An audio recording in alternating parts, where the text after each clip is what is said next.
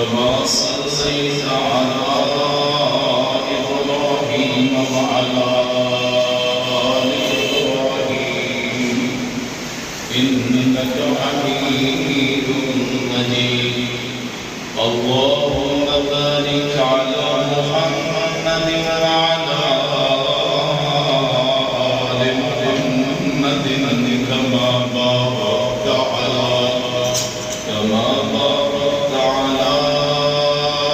إبراهيم وعلى آل إبراهيم إنك حميد مجيد أما بعد فإن خير الحديث كتاب الله وخير الهدي هدي محمد صلى الله عليه وسلم وشر الأمور محدثاتها وكل محدثة بدعة وكل بدعة ضلالة وكل ضلالة في النار أعوذ بالله السميع العليم من الشيطان الرجيم بسم الله الرحمن الرحيم محمد رسول الله والذين معه أشداء على الكفار رحماء بينهم تراهم ركعا سجدا يبتغون فضلا من الله ورضوانا سيماهم في وجوههم من أثر السجود ذلك مثلهم في التوراة ومثلهم في الإنجيل كزرع أخرج شطأه فآزره فاستغلظ فاستوى على سوقه يعجب الزراع ليغيظ بهم الكفار وعد الله الذين آمنوا وعملوا الصالحات منهم مغفرة وأجرا عظيما صدق الله صدق رسوله والشاكرين والحمد لله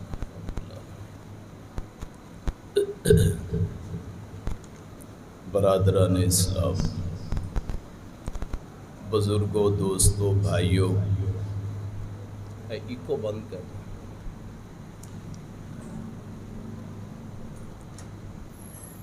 پچھلے جمعہ ایک مجبوری کی وجہ سے حاضری نہیں ہو سکی۔ میرا کوئی میڈیکل کا مسئلہ ہے۔ تمام احباب وہ میرے لیے دعا فرما دیں۔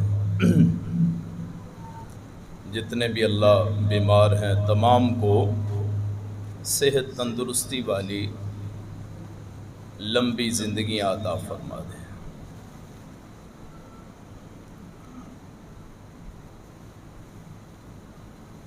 ذوالحج اور محرم دونوں مہینے شہادتوں کے مہینے ہیں۔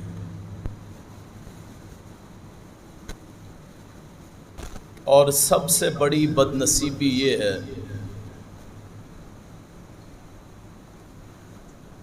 کہ ان شہادتوں کی وجہ سے مسلمانوں کے اندر تفرقہ، سیاسی، مذہبی تعصب، نفرت پیدا ہوتی ہے، جس کے ذمہ دار وہ لوگ ہیں جو اس بحث میں پڑھتے ہیں دو گروہ اس بارے میں وجود میں آتے ہیں۔ ایک گروہ وہ ہے جو آل رسول صلی اللہ علیہ وسلم کا نام استعمال کرتا ہے اور صحابہ کرام رضوان اللہ علیہم اجمعین ان کو گالی دیتا ہے، سب و شتم کرتا ہے، ان پہ تبرہ کرتا ہے، ان کی شان میں تنقیص اور گستاخی کرتا ہے۔ اور دوسرا گروہ وہ ہے جو صحابہ کرام کا نام استعمال کرتا ہے اور اہل بیت اعظام رضوان اللہ علیہم اجمعین ان کی شان میں گستاخی کرتا ہے۔ دو انتہاؤں پہ ہمارا معاشرہ کھڑا ہے، انہیں آپ کے معاشی حالات سے کوئی سروکار نہیں۔ ان مذہبی تفرقہ بازی نے یہ نہیں دیکھنا کسی کے گھر میں کھانا پکا ہے کہ نہیں۔ اس مذہبی تفرقہ پرستی نے، فرقہ پرستی نے یہ نہیں دیکھنا کہ قوم کے نوجوانوں کو روزگار ملتا ہے کہ نہیں۔ اس سیاسی اور مذہبی جنگ نے اتنی جانوں کو قبض کر لیا ہے کہ بڑے بڑے جرری اور نوجوان اس جنگ کا لقمہ اجل بن گئے۔ شیعوں نے سنیوں کو مارا، سنیوں نے شیعوں کو مارا۔ آج صورتحال یہ ہے کہ ایک دوسرے کے جنازوں میں نہیں جاتے، ایک دوسرے کے نکاحوں میں نہیں جاتے، ایک دوسرے کے پیچھے نماز نہیں پڑھتے، ایک دوسرے کے لیے دعائے رحمت نہیں کرتے۔ حتیٰ کہ اگر یہ پتہ چلے کہ فلسطین میں مرنے والے سنی ہیں تو شیعہ ان کے لیے دعا نہیں کرتے، اور اگر یہ پتہ چل جائے مرنے والے شیعہ ہیں تو سنی ان کے لیے دعا نہیں کرتے۔ حالانکہ دونوں کلمہ گو ہیں۔ نہ آپ اہل تشیع کو کافر کہہ سکتے ہیں، نہ آپ سنیوں کو گستاخ اہل بیت کہہ سکتے ہیں۔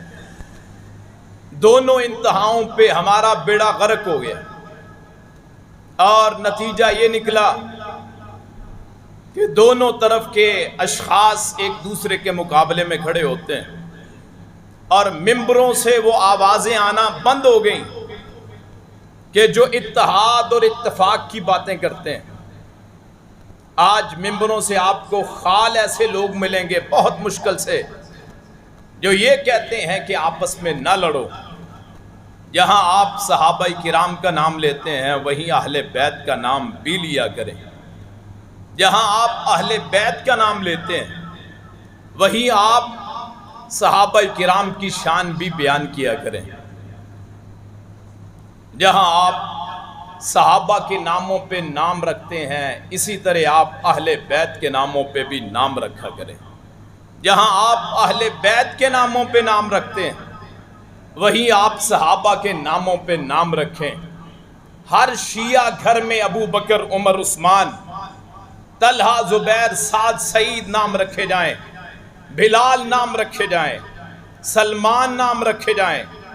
ہر اہل سنت کے گھر میں علی، حسن، حسین، فاطمہ، ام کلثوم نام رکھے جائیں، محمد باقر نام رکھے جائیں، جعفر صادق نام رکھے جائیں، علی رضا نام رکھا جائے، حسن عسکری نام رکھا جائے، اس لیے کہ یہ ضروری ہے کہ امت کو اکٹھا کیا جائے، ان میں تفرقہ نہ پھیلایا جائے۔ اس موضوع پہ کوئی نہیں بولتا۔ ایک گروہ نے یہ سمجھا ہے کہ اہل بیت کا نام لے کے صحابہ کو جتنی گالیاں دینی ہے دے لو، اور دوسرے گروہ نے یہ سمجھا ہے کہ اہل بیت کا مقابلہ کرنا ہے چاہے دنیا کا جو مرضی آپ کو ملتا ہے۔ میرا ایمان ہے خاندان کے لحاظ سے نبی کائنات صلی اللہ علیہ وسلم کا مقابلہ ہی کوئی نہیں۔ آپ کا خاندان وہ ابو بکر رضی اللہ عنہ کے خاندان سے افضل، عمر رضی اللہ عنہ کے خاندان سے افضل، بنو ہاشم، وہ حضرت عثمان رضی اللہ عنہ کے خاندان سے افضل، درہ کائنات کی سرزمین پہ نبی کائنات کا خاندان سب سے افضل، کوئی ذاتی لحاظ سے اس کا مقابلہ نہیں کر سکتا۔ لیکن یہاں یہ بھی ضروری یاد رکھیں کہ صحابہ کرام کو گالی دینے والا کبھی اہل بیت سے محبت کر سکتا ہی نہیں، اس لیے کہ اہل بیت ہونے کے لیے ضروری ہے کہ وہ پہلے صحابی بنے۔ جب تک آپ کلمہ نہیں پڑھتے آپ صحابی نہیں بن سکتے۔ حضرت علی المرتضیٰ نے اگر کلمہ پڑھا ہے تو پہلے صحابی بنے ہیں پھر اہل بیت بنے۔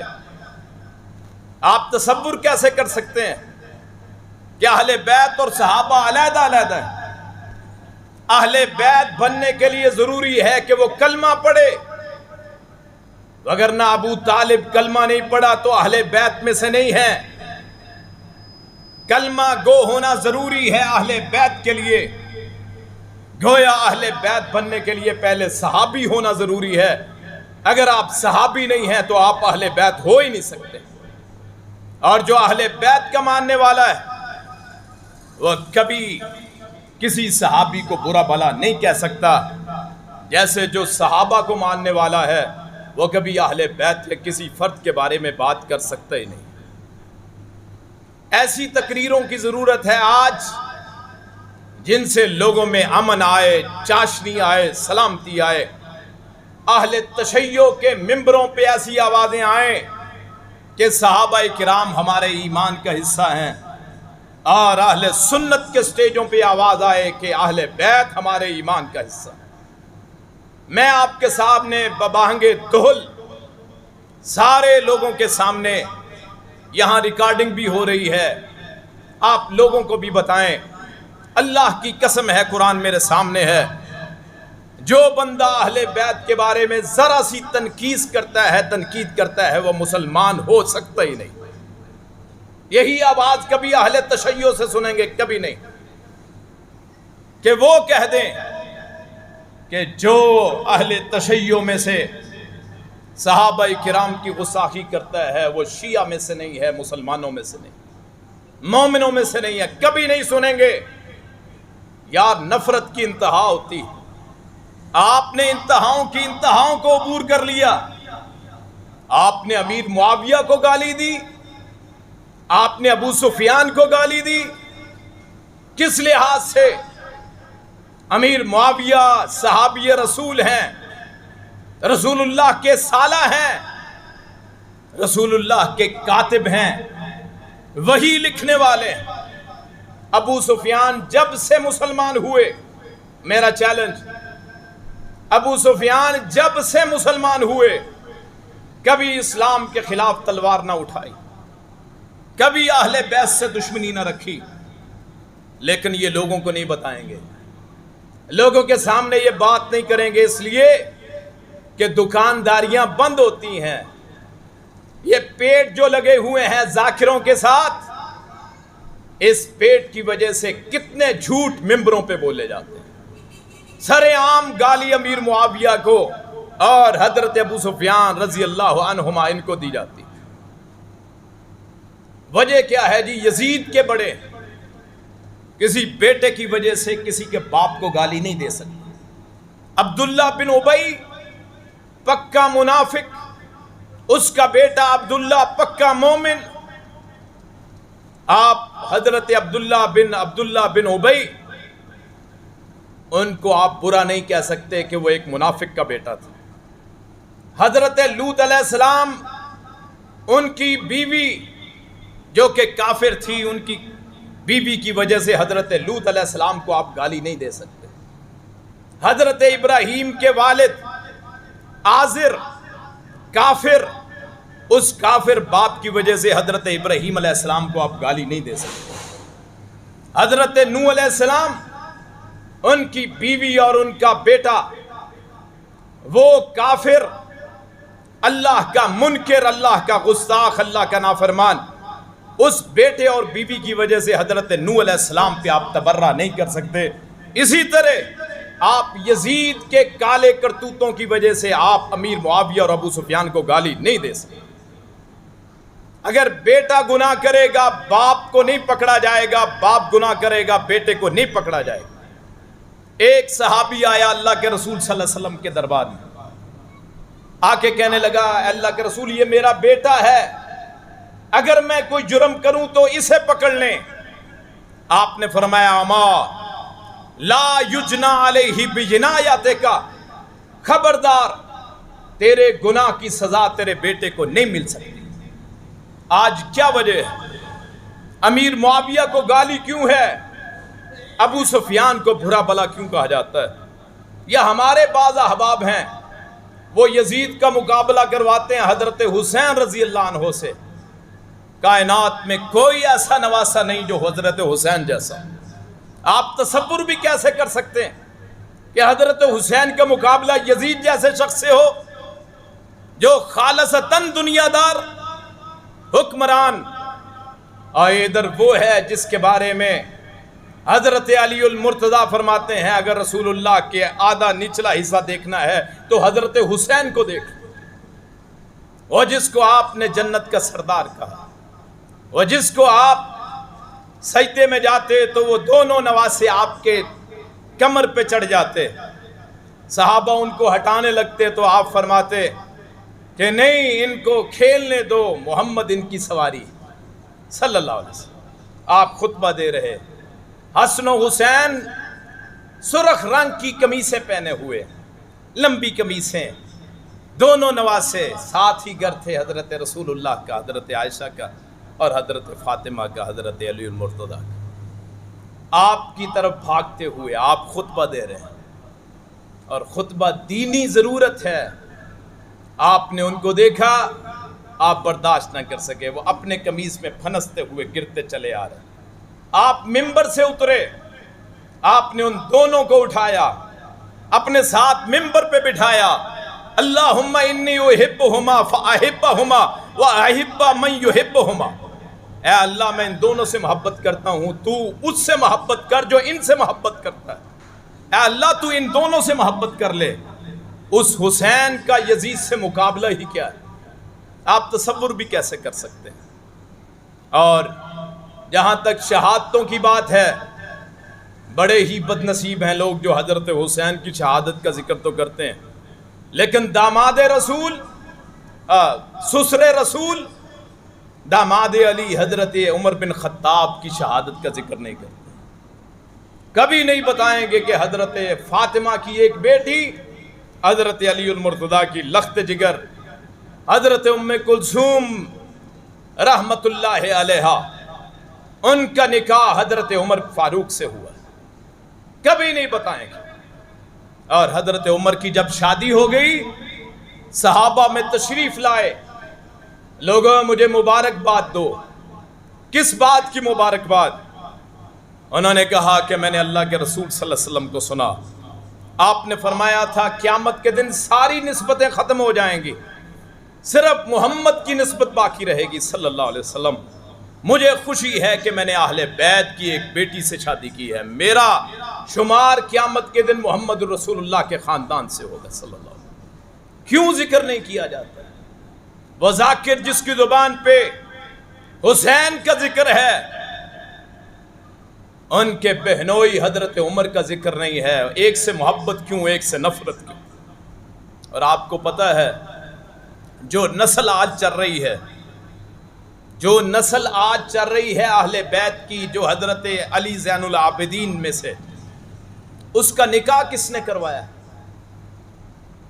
کوئی نہیں بتائے گا۔ حوالے کا میں ذمہ دار۔ ایران کی 2 شہزادیاں، یزگرد کی 2 بیٹیاں، وہ جب فارس فتح ہوا سعد بن ابی وقاص رضی اللہ عنہ کے ہاتھوں، 2 بیٹیاں شہزادیاں وہ قید کر کے لائی گئیں، تو حضرت عمر نے باقاعدہ لوگوں کے سامنے کہا کہ یہ معزز خاندان کی ہیں، معزز خاندان کے لیے ان کی شادی وہاں ہوگی، ان کے لائق وہاں ہوگا۔ اور وہ دونوں بیٹیوں کی شادیاں کس سے کروائیں؟ ایران کی شہزادیوں کی شادیاں کس سے کروائیں؟ ایک کا رشتہ محمد بن ابی بکر حضرت ابو بکر کے بیٹے کو دیا، اور ایک کا رشتہ حضرت حسین حضرت علی کے بیٹے کو دیا رضوان اللہ علیہ مجمعین۔ اور حضرت حسین انہی کے بطن سے، اسی عورت کے بطن سے حضرت علی زین العابدین پیدا ہوئے، جنہیں بیمار کربلا کہتے ہیں۔ لوگ یہ کیوں نہیں بتاتے کہ علی زین العابدین کس کے بیٹے ہیں اور ان کا نکاح کس نے کروایا؟ کبھی نہیں بتائیں گے۔ اللہ کی رحمت ہے، اللہ تعالیٰ اپنی کروڑوں رحمتیں ہمارے معاشرے پہ فرمائے۔ اللہ پاک ماحول کو ٹھنڈا فرما دے، اللہ پاک ایسی بارشیں برسائے جو ہمارے لیے مفید ہوں، اور ہماری فصلوں، ہمارے معاشرے کے لیے، ہمارے ماحول کے لیے اللہ تعالیٰ اسے پر لطف بنا دے، اللہ تعالیٰ رحمتوں والا بنا دے۔ کوئی نہیں بتاتا، صرف اس لیے کہ کہیں نفرت کم نہ ہو جائے۔ حضرت رسول اللہ کی شادی ابو بکر کی بیٹی حضرت عائشہ سے، حضرت عمر کی بیٹی حضرت عائشہ سے، جب اور امیر معاویہ کی بہن ام حبیبہ سے، حضرت ابو بکر، حضرت عمر، حضرت ابو سفیان رسول اللہ کے سسر ہیں۔ آپ کیسے تصور کر سکتے ہیں کہ آپ کے سسر برے ہو سکتے ہیں؟ جب مجھے اپنے سسر سے محبت ہوتی ہے کہ اس کی بیٹی میرے گھر میں، عزت والا بندہ کبھی اپنے سسر کو برا نہیں کہتا ہے، اور رشتہ بھی دیکھ کے لیتا ہے جو حلالی ہوتا ہے۔ اللہ کے رسول سے بڑا کائنات میں کون حلالی ہے؟ اللہ کے رسول صلی اللہ علیہ وسلم سے بڑا کائنات میں کون پاک باز ہے؟ آپ کی بیویاں بھی پاک باز ہیں، آپ کے سسرال بھی پاک باز۔ پھر جب رشتے دینے کی باری ہے، 2 بیٹیوں 3 بیٹیوں کا رشتہ بنو امیہ میں کیا۔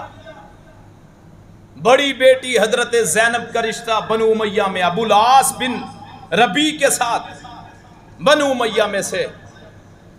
ام کلثوم اور حضرت رقیہ سلام اللہ علیہما 2 بیٹیوں کا رشتہ کیا حضرت عثمان بن عفان ذو النورین رضی اللہ عنہ سے۔ آپ کیسے تصور کر سکتے ہیں کہ رسول اللہ برے خاندان میں شادی کروائیں گے اپنے بیٹیوں کی؟ ہم بھی اپنے بیٹوں بیٹیوں کی، بہنوں کی، بھائیوں کی شادیاں کرواتے ہیں، اور پہلے دیکھتے ہیں خاندان کیسا ہے، دیکھتے ہیں کہ نہیں؟ کیا اللہ کے رسول نے نہیں دیکھا ہوگا؟ یہ نفرت اسی لیے بنو امیہ کو گالی بنا دیا گیا، جی بنو امیہ اچھا نہیں، بنو امیہ اچھا نہیں۔ اور آپ کی معلومات کے لیے میں کہنے لگا ہوں پورے وثوق کے ساتھ، بر صغیر میں جو آپ اسلام دیکھتے ہیں، مکران کے ساحل سے لے کے کلات تک بلوچستان، ملتان سے لے کے دیبل تک، کراچی شہر تک، خراسان تک، افغانستان تک، سری لنکا تک، آپ کے بر صغیر میں اگر اسلام پہنچا ہے حضرت امیر معاویہ کے دور میں پہنچا ہے جو بنو امیہ میں سے۔ افریقہ، ان کا اسلام، افریقہ کے جتنے ممالک، ان کا اسلام حضرت عثمان ذو النورین کے دور میں، اندلس، وہاں اسلام بنو امیہ، ان کے دور میں آپ اگر بنو امیہ کو گالی دیں گے گویا کروڑوں ان لوگوں کو گالی دیں گے جنہوں نے اسلام پھیلایا۔ آپ تصور ہی نہیں کر سکتے۔ جس کوفے سے حضرت عمر کو گالی نکلتی ہے، جس ایران سے حضرت عمر فاروق کو گالی دی جاتی ہے، وہ ایران بھی حضرت عمر نے فتح کیا ہے، وہ کوفہ بھی آباد حضرت عمر فاروق نے کیا ہے۔ یا تو ان کی سرزمین سے نکلیں جس کا کھاتے ہیں وہی چھید کرتے ہیں، جس کا کھاتے ہیں وہی گند کرتے ہیں۔ آپ سورج پہ تھوکتے ہیں، آپ تھوکتے ہیں سورج پہ تو وہ تھوک آپ کے چہرے پہ پڑتے ہیں۔ آپ نکل کے دکھائیں، ذرا تاریخ اٹھائیں، کوئی علاقہ ایسا ہو حضرت علی المرتضیٰ تک جو بنو امیہ نے فتح نہ کیا۔ آپ کے یہاں جو صحابہ کی قبریں ہیں بلوچستان میں، قبریں ہیں آپ کے افغانستان میں، یہ اس دور کی ہیں جب امیر معاویہ یہاں کے پوری اسلامی مملکت کے خلیفہ تھے۔ بنو امیہ کو کیسے برا کہہ سکتے؟ پھر آگے آئیے، حضرت عمر فاروق داماد بنتے ہیں حضرت علی المرتضیٰ کی، فاطمہ الزہرا کی بیٹی کے۔ حضرت علی کیسے اس شخص کو رشتہ دے سکتے ہیں جس کو آپ گالی دیتے ہیں؟ گویا حضرت علی کے نزدیک آپس میں داماد سسر والا رشتہ ہے، کبھی کسی نے بتایا ہی نہیں، اس لیے کہ بتا دیا تو نفرت ختم، پھر شیعہ سنی مل جائیں گے، پھر آپس میں بیٹھ جائیں گے، معاملات طے ہو جائیں گے، نہیں ہونے دیتے یہ لوگ۔ مت بہکاوے میں آئیے۔ آج 5 محرم الحرام اللہ تعالیٰ نے زمین و آسمان کو پیدا کرنے سے پہلے اس مہینے کو حرمت والا بنایا۔ اس مہینے میں آپ کیسے تصور کر سکتے ہیں پاکستان کی گلیوں میں حضرت عمر کو گالی دی جائے، صحابہ کو گالی دی جائے؟ اور الزامات کیا ہیں؟ الزامات یہ ہیں جی باغ فدق نہیں دیا تھا، باغ فدق نہیں دیا تھا حضرت ابو بکر نے فاطمہ الزہرا کو۔ میں آپ سے پوچھتا ہوں کہ وہ باغ فدق وہ حضرت رسول اللہ نے کیوں نہیں حضرت فاطمہ کو دی؟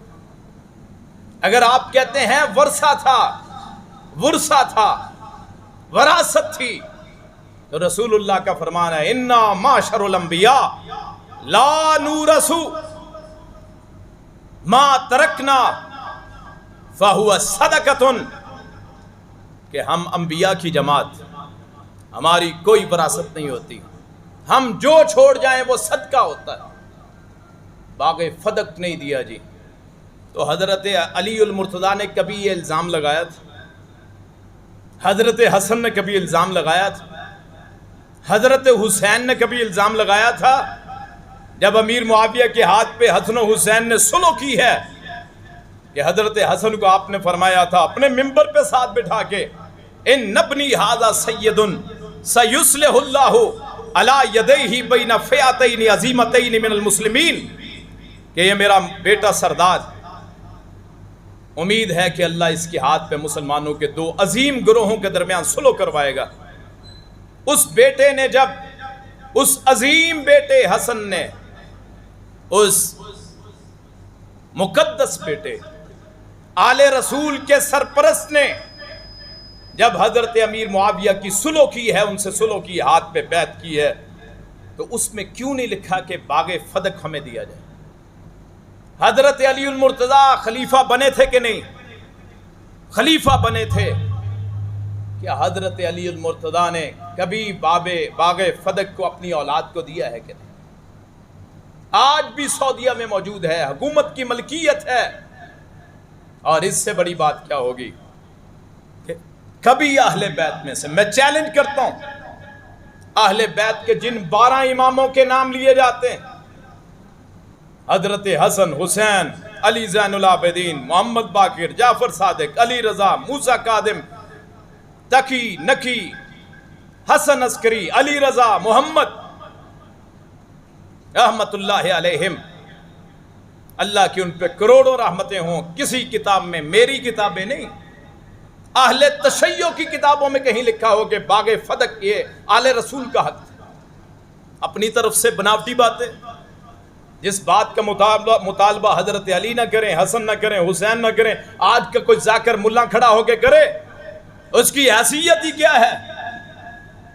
آئیے اس آواز کو بلند کریں، شیعہ سنی کو اکٹھا کریں، شیعہ سنی کو یکجا کریں۔ جب بم گرتا ہے تو مسلمانوں پہ یہ نہیں دیکھتا شیعہ کون ہے، سنی کون، وہاں سے صحابہ کو گالیاں بند ہوں، یہاں سے یزید اور حسین کا مقابلہ بند ہو۔ یزید میں کوئی خوبی نہیں ہو سکتی اگر حضرت حسین کے مقابلے میں ہو۔ ایک طرف 100%، ایک طرف 0%۔ جو بندہ یزید کی حمایت کرتا ہے، یاد رکھیے وہ آل رسول کا دشمن ہے۔ اگر اس کی کوئی خوبیاں تھیں، جیسے دنیاوی حکمرانوں میں ہوتا ہے، بڑا سخی تھا جی، نمازی تھا جی، وہ اپنے لیے ہے، اس کے سر پہ اتنا بڑا الزام ہے، آپ تصور ہی نہیں کر سکتے کہ آل رسول اس کے دور میں شہید ہو۔ کہ رسول اللہ ایک دن ایک دعوت پہ گیا صلی اللہ علیہ وسلم، آپ کے صحابہ ساتھ تھے، حضرت حسین گلی میں کھیل رہے تھے،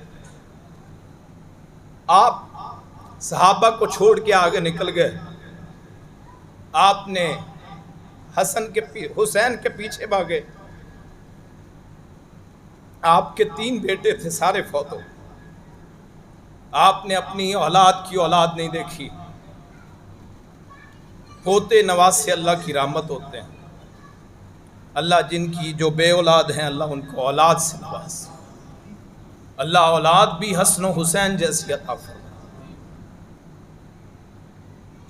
حسین کے پیچھے بھاگے، حسین کبھی ادھر کبھی ادھر، رسول اللہ کے ہاتھ پھیلے ہوئے، کائنات میں سب سے مقدس ہاتھ میرے رسول اللہ کے ہیں صلی اللہ علیہ وسلم، کوئی ہاتھ ایسا نہیں ہے جو محمد رسول اللہ کے ہاتھ جیسا۔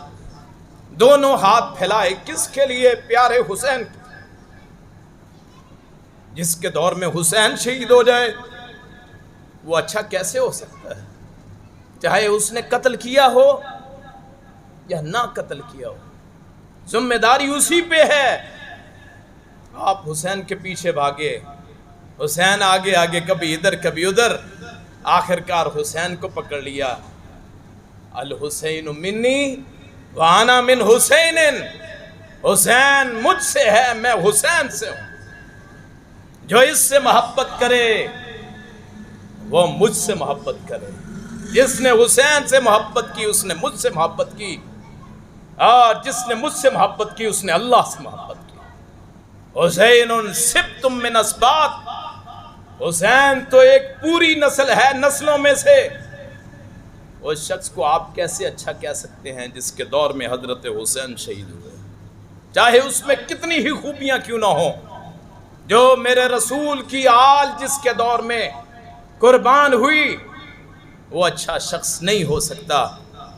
اگر ہوتا تو اپنی سیٹ چھوڑ دیتا، ان قاتلوں کو پکڑتا۔ یاد رکھیے کبھی حضرت حسین کا مقابلہ ان سے نہ کروانا۔ حضرت حسین تو جنت کے سردار، حسین تو رسول اللہ سے، حسین تو رسول اللہ کا جگر گوشہ، حسین وہ جن کو رسول اللہ ران پہ بٹھاتے، حسین وہ جو رسول اللہ کے جسم پہ چڑھتے، حسین وہ جو نماز کی حالت میں آپ کی قبر پہ چڑھتے، حسین جس کو رسول اللہ پکڑتے، حسین وہ جو آپ کا نواسا ہے، حسین وہ ہے جو فاطمہ کی اولاد ہے، فاطمہ وہ ہے جو جنت کی عورتوں کی سردار ہے، اور فاطمہ اس کی بیوی ہے جس کے بارے میں رسول اللہ نے فرمایا کہ اس امت کے سب سے زیادہ صحیح فیصلہ کرنے والے مولا علی۔ آپ مقابلہ کیسے کر سکتے ہیں؟ مقابلہ ہے ہی نہیں۔ ظالم اور مظلوم، جیسے حضرت عمر دعا کیا کرتے تھے، اللہم ارزقنی شہادتاً فی سبیلک وجعل موتی فی بلد رسولک، اے اللہ مجھے اپنے راستے میں شہادت کی توفیق عطا، موت عطا فرما، اور میری موت اپنے رسول کے شہر میں عطا فرما۔ اور اللہ نے نماز کی حالت میں فجر کی، جہاں ان قرآن الفجر کان مشہودا، جس فجر کے قرآن پہ فرشتے حاضر ہوتے ہیں، اس فجر کے قرآن پہ حضرت عمر کو شہادت ملتی۔ جیسے وہ افسوسناک، ایسے ہی حضرت حسین کی شہادت بھی افسوس۔ نبی کا پورا خاندان کاٹ دیں اور آپ سمجھیں کہ کچھ ہوا ہی نہیں، لیکن اس بحث کو بھی ختم کریں۔ ہر سال کیوں خانہ جنگی ہوتی ہے؟ کیوں سڑکیں بند ہوتی ہیں؟ کیوں نیٹ ورک بند ہوتا ہے؟ کیوں پروٹوکول ملتے ہیں؟ کیوں اپنے جسموں کو لہو لہان کیا جاتا ہے؟ کیوں اپنے گریبان چاک کیے جاتے ہیں؟ کیوں چارپائیاں اوندھی کی جاتی ہیں؟ کیوں کالے کپڑے پہنے جاتے ہیں؟ رسول اللہ صلی اللہ علیہ وسلم نے فرمایا لیس منا من ضرب الخدود وشق الجیوب ودعا بدعوى الجاہلیہ، ہم میں سے نہیں ہے جس نے اپنے دوہتڑ مارے، اپنے چہرے کو پیٹا، جس نے اپنے گریبان کو چاک کیا، جس نے جاہلیت کی پکاریں لگائیں۔ کیوں یا حسین کر کے نکلتے ہیں؟ اگر اتنی محبت تھی، مارا ان لوگوں نے ہے جو کوفے میں رہتے تھے، شام سے کوئی فوجی نہیں آئے تھے۔ یہ بھی لوگوں کو غلط فہمی ہے کہ یزید نے مارا ہے، نہیں، یزید کو اس لیے برا کہتے ہیں کہ یزید کے دور میں ہوا ہے، حقیقتاً مارا کوفے والوں نے ہے، جہاں آج آپ جہاں سے آپ کا مسلک نکلا۔ الکوفی لا یوفی، کوفے والے کبھی وفا نہیں کرتے۔ جو مسلک کوفے سے نکلے ہیں، سارے مسلک ضلالت کے راستے پہ ہیں، یاد رکھیے۔ ان کوفیوں کی اولاد ہیں جنہوں نے حضرت حسین کو شہید کیا۔ ہم کوفے سے کیسے محبت کر سکتے ہیں جس کوفے میں میرے حضرت مولا علی جامع مسجد پہ شہید کیے گئے؟ کنہوں نے مارا؟ اس کوفے سے کیسے محبت ہو سکتی ہے جس کوفے کے لوگ حضرت حسین کے قاتلین؟ میں آپ کو ایک بات بتاتا ہوں، جب جنگ ختم ہو گئی، کربلا کی جنگ نہیں تھی، ایک طرف 72 نہتے، صرف تلواریں، عورتوں کے پاس وہ بھی نہیں، ملا کے 72 عورتوں بچوں سمیت 72 افراد، وہاں قیدی عورتوں کو چھوڑ دیا گیا، یعنی مارا نہیں گیا۔ سکینہ بنت حسین، ان کو کچھ نہیں کہا۔ زینب بنت علی، حضرت علی المرتضیٰ کی بیٹی، ان کو کچھ نہیں کہا۔ علی زین العابدین بیمار کربلا، علی بن حسین، ان کو کچھ نہیں کہا۔ اس فوج نے جس نے مارا تھا، جو کوفی تھے، انہوں نے خیموں کو آگ کیوں لگائی؟ کوئی نہیں پوچھتا، خیموں کو آگ کیوں لگائی؟ بڑی یہ باتیں کرتے ہیں۔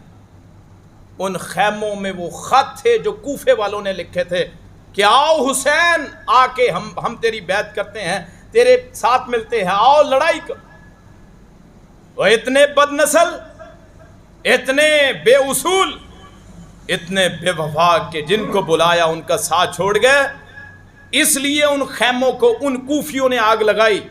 کیوں؟ حضرت حسین نے 3 شرطیں پیش کی تھیں اور ساری کتابوں میں موجود۔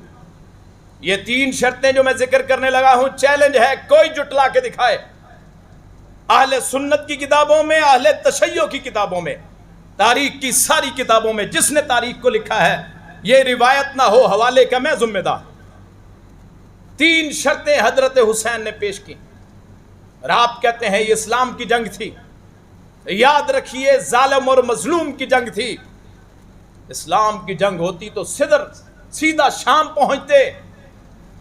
یاد رکھیے، کلمہ گو جب تک آدمی کلمہ پڑھتا ہے کافر نہیں ہوتا۔ جب تک آپ کلمہ گو ہیں آپ کافر نہیں ہوتے۔ بہت سے لوگ ہمیں کہتے ہیں جی آپ کو ممبروں پہ جی شیعہ کافر ہے، ہم کیوں کہیں؟ جب تک وہ اللہ رسول کا اقرار کرتے ہیں میں ان کو کافر نہیں کہہ سکتا۔ اسی طرح آپ یزید کو کافر نہیں کہہ سکتے، اس لیے کہ وہ کم از کم کلمہ گو تھا۔ کلمہ گو تھا۔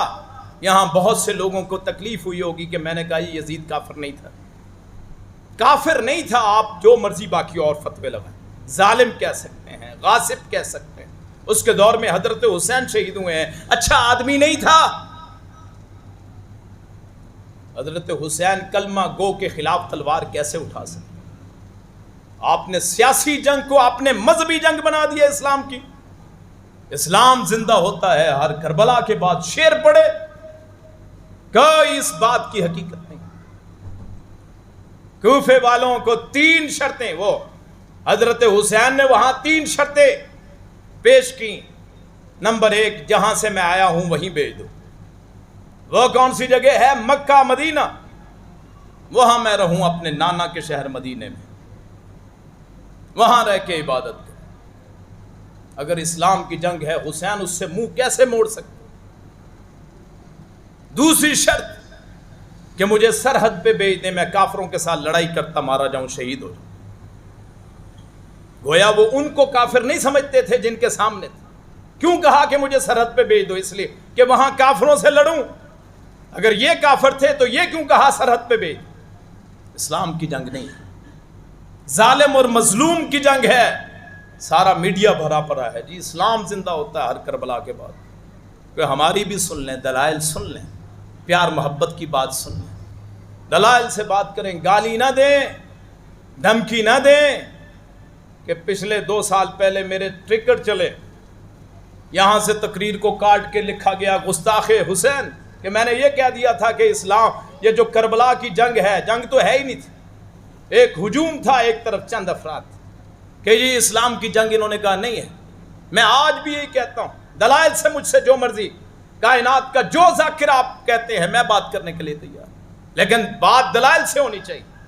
عالم آدمی ہو، عربی جانتا ہو، صرف نحو آتی ہو، عربی لغت کا علم، عربی عبارات پڑھ سکے، سندوں کا علم، میں بات کرنے کے لیے تیار، جو مرضی بڑا عالم۔ اور تیسری شرط کیا ہے؟ کہ مجھے یزید کے پاس بھیج دو۔ اگر یزید کو کافر سمجھتے ہوتے تو پھر یہ کیوں کہا کہ مجھے یزید کے پاس بھیج دو؟ کوئی کسی کے پاس اس سوال کا جواب نہیں۔ اور یہ خاندان پیچھے سے ایک عبد مناف کے 4 بیٹے، اگر کسی کو نہیں علم ہے تو آج میں بتا دوں، عبد مناف کے 4 بیٹے، ہاشم رسول اللہ کا خاندان، عبد شمس بنو امیہ ان کا بڑا، نوفل متم بن عدی جبیر بن متم ان کا خاندان، مطلب چوتھا بیٹا، ان کی آگے نسل وہ زیادہ مشہور نہیں ہوئی، ایک ہی پردادے کی اولاد بنو امیہ اور بنو ہاشم۔ ہمارے لوگوں نے ان میں کیا کچھ نہیں کر دیا، اور پھر نام رکھے باقاعدہ۔ حضرت علی نے اپنے بیٹے کا نام ابو بکر رکھا، عمر رکھا، حسن نے اپنے بیٹے کا نام ابو بکر رکھا، عمر رکھا۔ اور جس کربلا کی آپ بات کرتے ہیں اس میں ایک بیٹا جو شہید ہوا ہے حضرت علی کا، اس کا نام ابو بکر تھا۔ یعقوبی تاریخ اپنی تاریخ میں لکھتا ہے، شیعہ مورخ پورا حوالہ، کہ کربلا میں جو افراد مارے گئے ان میں ایک علی کا بیٹا ابو بکر بھی تھا۔ آپ بتائیں اہل تشیع میں سے کتنے افراد نے ابو بکر کے نام رکھے؟ حسین نے اپنے بیٹوں کے نام ابو بکر رکھے۔ آگے آئیے، مسلک مشہور ہوا جی فقہ جعفریہ، نام سنتے ہیں آپ؟ کم از کم میرا ساتھ تو دے سکتے ہیں نا جی، میں اتنی دور سے آتا ہوں، کم از کم اتنا حق تو ہے نا کہ میں کہوں تو آپ آگے سے کچھ نہ کچھ تو جواب دیں۔ چلو نہیں بھی علم ہے تو کم از کم سر ہلائیں۔ فقہ جعفریہ، ان کے بانی جن کا نام لیا جاتا ہے جعفر صادق۔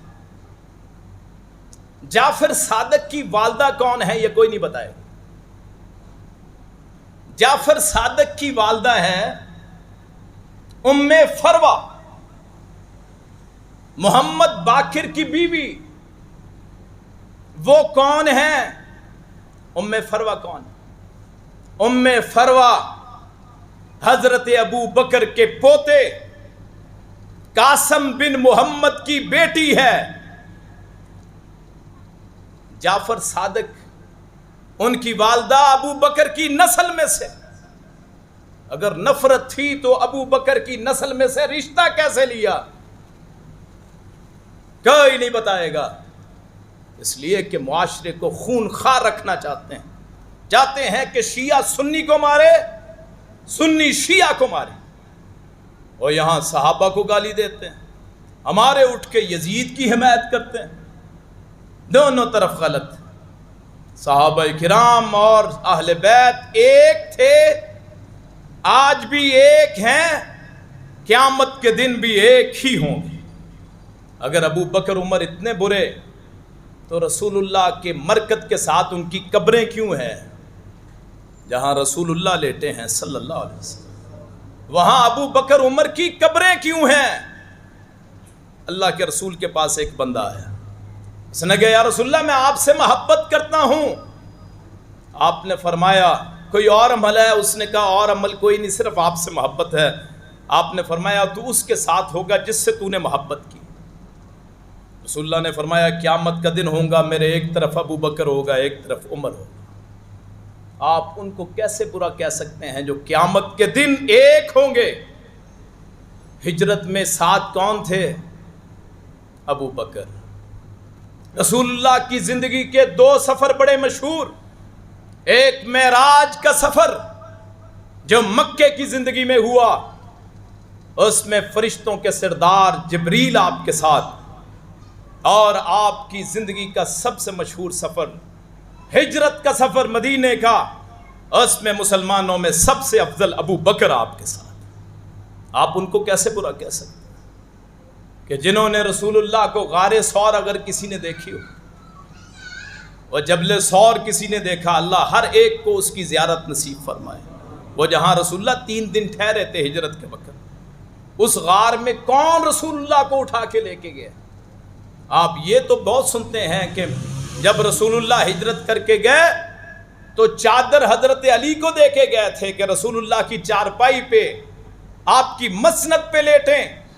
آپ نے کبھی یہ نہیں بیان کیا کہ کون تھا جس نے نبوت کو اپنے کندھوں پہ اٹھا کے اس غار میں پہنچا۔